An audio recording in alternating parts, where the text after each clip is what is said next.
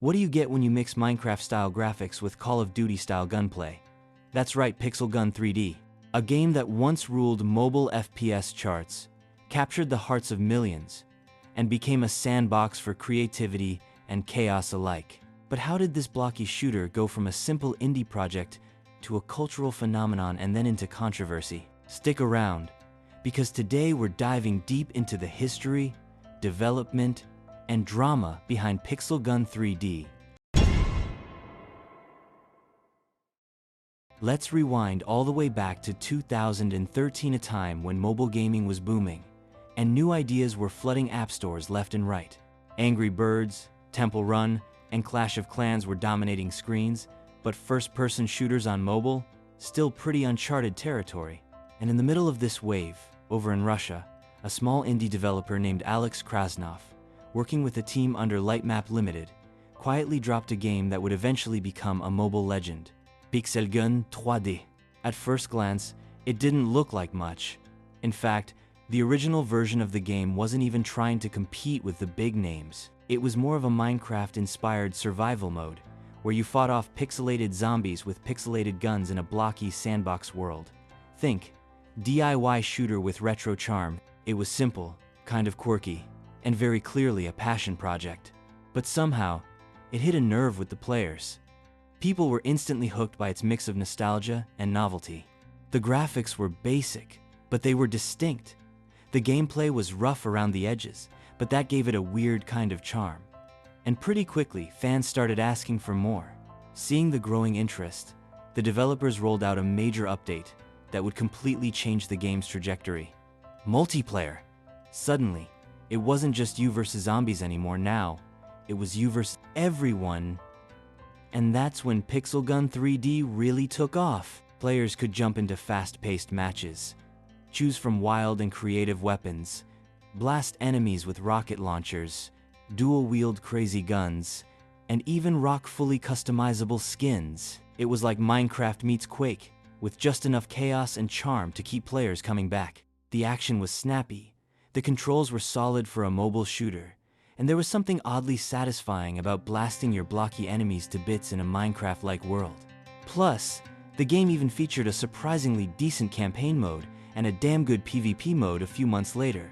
The early community was small but super dedicated, with fans trading tips, making skins, and sharing their creations online. And pretty soon, it caught the attention of content creators. YouTubers like Gaming with Kev, Ali A, and Sam Z started posting YouTube videos, helping the game spread like wildfire across YouTube and social media. It wasn't long before Pixel Gun 3D wasn't just some indie experiment, it was a legit multiplayer shooter phenomenon.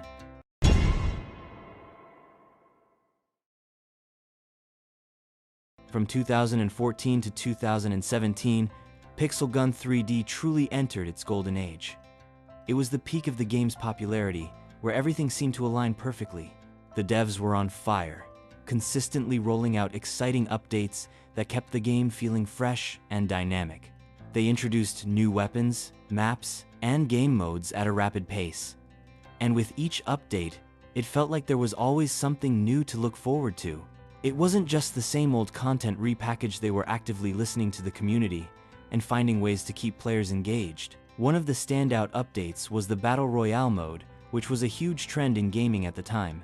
Pixel Gun 3D wasn't one to be left behind. They added a Battle Royale map that gave players the chance to face off in an ever-shrinking arena, picking up weapons and supplies as they went. It was intense. And suddenly, the game wasn't just about team deathmatches and zombies. It had an entirely new edge to it. But it wasn't just about killing in new ways.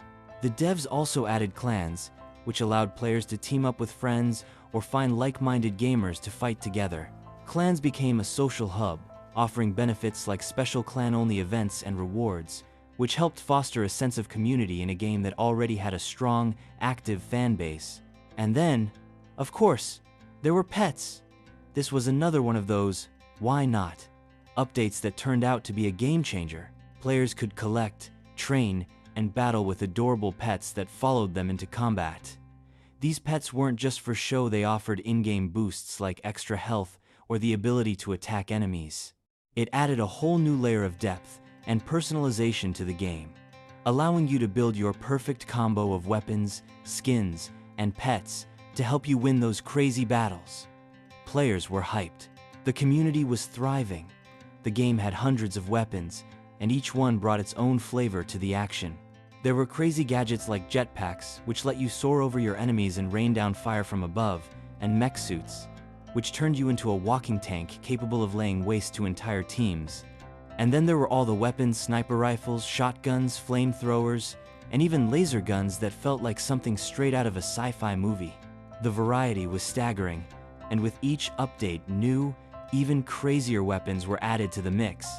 It wasn't just about big guns though.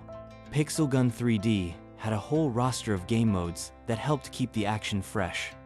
There was the classic Capture the Flag, where teams fought to steal the enemy's flag and return it to their base. Then, there were parkour challenges, where you could show off your skills by jumping and climbing through intricate maps, testing your precision and reflexes. Co-op survival mode was another fan favorite, where you teamed up with other players to fight off waves of enemies, earning loot and upgrades as you progressed. The options seemed endless, and each mode had its own unique charm. Now, let's talk about the graphics. Yeah, they were blocky, but that was part of the charm. There was something endearing about the pixelated world. It wasn't about hyper-realism, but about creativity and fun. The maps were vibrant and full of color, with environments that ranged from futuristic cities to jungle ruins. The simplicity of the graphics allowed the developers to push out content quickly and make frequent updates without sacrificing performance.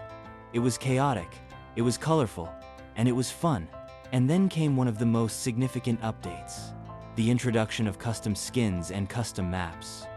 This was the era where creativity really started to shine. Players could design their own skins, turning their characters into pirates, ninjas, or even robots. You could stand out in a sea of players, showcasing your unique style. But it didn't stop there. Custom maps were a game changer. Players could create and share their own maps, turning Pixel Gun 3D into a massive sandbox for creativity. You could design elaborate arenas, mazes, and obstacle courses, and challenge your friends to navigate them. It wasn't just about playing the game anymore. It was about creating in the game. Then came the real moneymaker, the Armory system. Up until this point, Pixel Gun 3D had been relatively balanced. Players could unlock new gear through gameplay or buy it through in-game currency, but there was still a sense of fairness.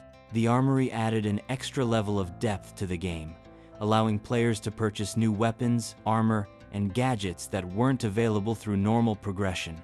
The system felt fair enough at first, with enough free rewards and bonuses to keep players engaged without feeling like they had to spend real money. Players were able to unlock powerful weapons through skill and time rather than just straight-up cash. This kept the grind fair for free-to-play players, while still offering premium items for those who wanted to speed up the process. So, everything seemed perfect, right? Players were thrilled, and the game was growing faster than ever. But the success also brought new challenges. As the game grew, so did its ambitions and its monetization tactics. By 2018, things started to shift. The game changed hands now under the umbrella of Cubic Games, with backing from a larger publisher. Updates became more frequent, but also more pay-to-win. Weapon balancing started to break. Some guns could only be obtained through premium crates, limited time offers, or long grinds. Suddenly, if you weren't spending money, you were way behind. On top of that, the community started raising concerns about too many ads, loot box mechanics, overpowered gadgets, and mythical tier weapons, and some shady update rollbacks that erased progress for certain users. The once beloved game started gaining a reputation for being greedy, especially among veteran players. Forums, Reddit, and even YouTubers began calling out the devs, with tags like FixPG3D trending in fan circles. So where does Pixel Gun 3D stand today? Well, surprisingly, it's still alive.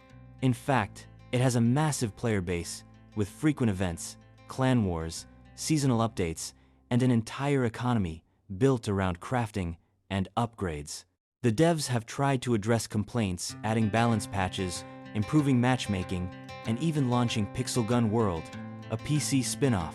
Rip to that though, it got shut down pretty quick. But the core issue remains. The game feels bloated. There's too much stuff, too many currencies, too many weapons, too much grind. Yet, despite all that, there's still something undeniably charming about it. The nostalgia is real, and I still love it.